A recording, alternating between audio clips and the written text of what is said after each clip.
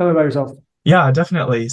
I currently go to UC Davis and I'm studying econ with a minor in tech management and accounting. Growing up and throughout high school, I always knew I wanted to play college baseball at the Division 1 level, but really knew I'd only do that if I could also explore my intellectual curiosity at a high level. And come my junior year in high school, UC Davis gave me that exact opportunity, so I quickly jumped on it. But unfortunately, while I was playing baseball, I got blood clots and could therefore no longer play. And as a result of that, I had a lot of extra time on my hands. So I decided to go out and attend a that the Finance and Investment Club was putting on. And I was really intrigued by the level of analysis.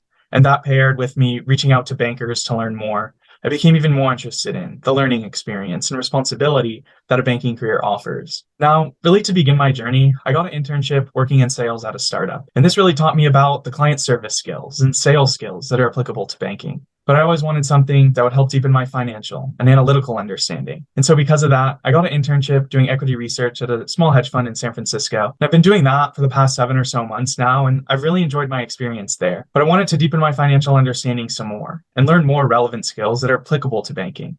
And I thought private equity would be a great way to do so. And so because of that, I recently started a private equity internship.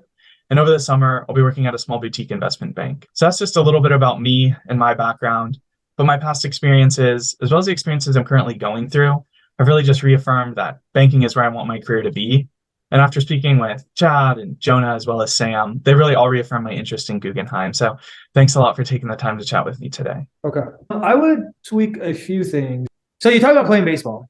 Then I thought the transition from baseball to discovering finance it was like, okay, there's nothing particularly wrong with it, but it kind of felt like you just accidentally fell into the scene like, oh, so I had a lot in my hands. So then I just went to like a stock pitch competition that was like, hosted by the finance club. And then I started reaching out to bankers. And then I became even more interested in this field. I don't know, there's probably something you can come up with where it makes it seem more deliberate in terms of like what you were looking for, right? So for example, so you went from being like a D1 competitive athlete who, was constantly in like this highly competitive team oriented environment to all of a sudden like not having that at all, right? And that's something that you had like grown up with your entire life. And then so you had this adjustment period where you were feeling kind of, I'm making this like where you were feeling kind of empty. And so you started seeking out, if you started like looking for something that could like fill that void for you. And then like when you started thinking about like, hey, what other outlet can I get that would allow me to be in a similar type environment where, it's highly competitive. There's a lot of similarities between being like high performance athlete versus like an investment banker, right? And then like, you're also working in like a team setting. It's very fast paced. You're all working together towards a common goal. You can draw those parallels better because like bankers love hiring athletes and like you can tie that together better,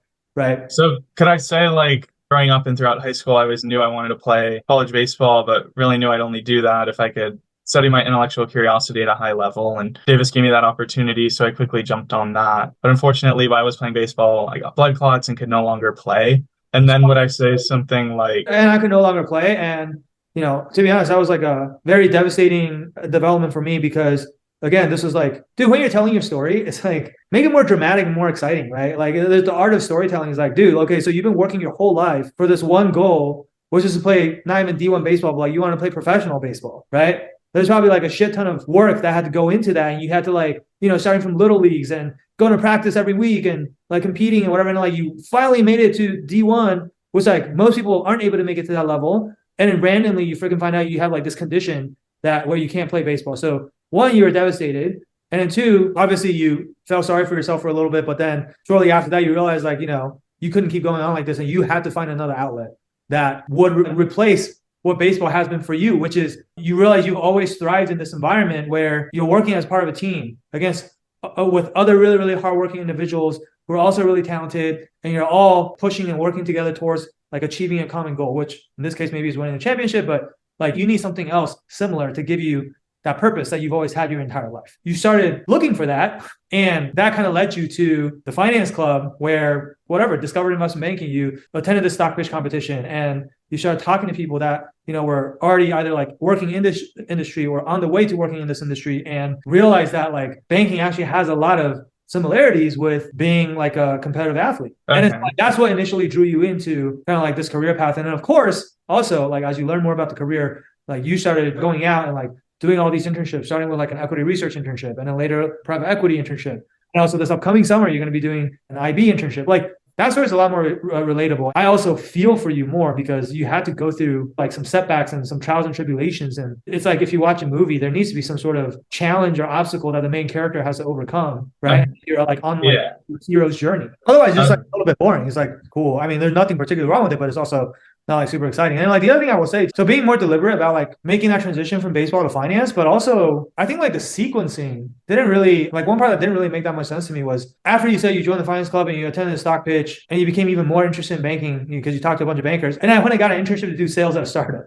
And I'm thinking like, well, why the hell did you do that? You just said you got so interested in banking or finance. Like, why do you go do a finance internship? Right. And I know you try to like make it seem relevant to banking by saying, like, oh, I learned the sales skill or whatever. But like, I think logically, there's like a leap there that doesn't really make sense to the interviewer. So, I just like take that out? I mean, you have that one, and then you also have like the medical assistant one before that. I would definitely add more bullets to your PE internship, which is going to automatically force you to remove some of this other stuff anyway. Regardless of whether you remove it or not, like, you don't have to touch on every single internship you've ever done on your resume. In fact, you can fudge the timing a little bit, right? Like, nobody knows when you decided and discovered that you wanted to do investment banking. Maybe that happened after that sales internship that you did. In which case, like, it would make more sense because if it happened after the sales internship, or maybe even towards the end of the sales internship, because of that, you decide to go find the equity research, or you decide to go do the equity research internship, that would be more logical, right? So I would say, like, leave some of this stuff out. Yeah, no, I would say when you name drop at the end, I don't know if those are like made up names or whatever, but I would name drop their full names, not just their first names. It's a big firm, so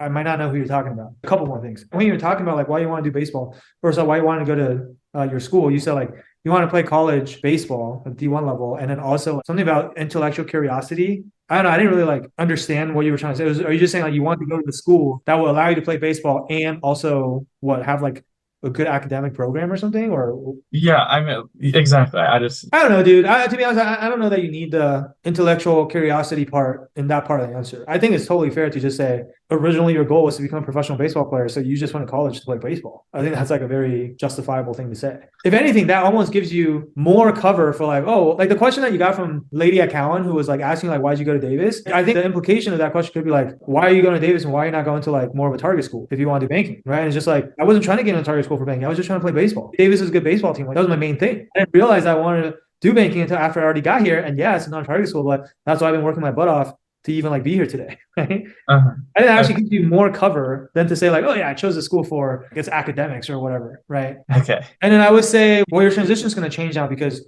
we're going to strike like the sales internship part. But originally you talked about like doing the sales internship, which I really like. This doesn't make sense. And then your transition was like, oh, but then I wanted more finance experience. So now you did the equity internship or equity research internship for 7 months. And then your transition to the next thing was literally the exact thing. It was like, oh, and I want even more finance skills.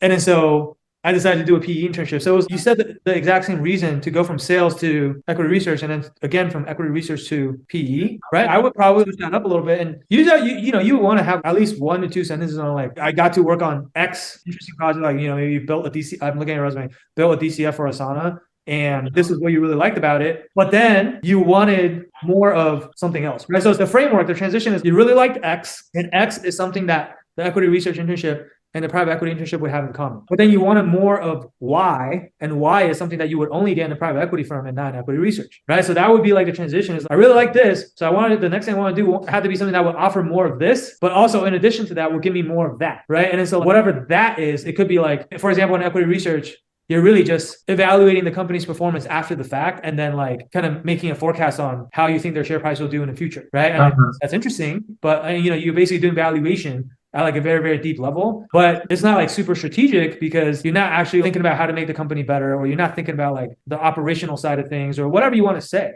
Or maybe like, one thing that you could have in common between equity research and private equity is like, you have to learn how to think like an investor, but maybe the thing that's not similar between the two is, you're not actually doing deals. You're not actually working on M&A transactions or whatever, which like in PE, you are in banking, you are in whatever, right? So it doesn't have to be those things. So I'm just giving you an example. And then that's why you decide to, go to PE, right? Okay. And then, same thing from like the PE to the IB thing. Just like one sentence transition on like why you want to go from that. That's like, now that I've done this PE internship, I've experienced what it's like to be on the buy side. But I think that while like the work has been really interesting, the pace is a bit slower than I would like because every private equity firm is really only going to invest in maybe like 1 or 2 companies a year, and that would be considered a lot, right? And so I think I would prefer to be in like a more fast-paced environment like banking where you constantly have to juggle multiple clients, multiple projects, multiple live deals. And that's going to give me a lot more exposure to a lot of different companies and business models and industries. And that's just what I think will give me the best learning experience, especially as I'm just starting out my career. So like connect the dots a little bit better from each of your steps to the next. Hey, if you like this video, click the like button and hit subscribe to get more content like this.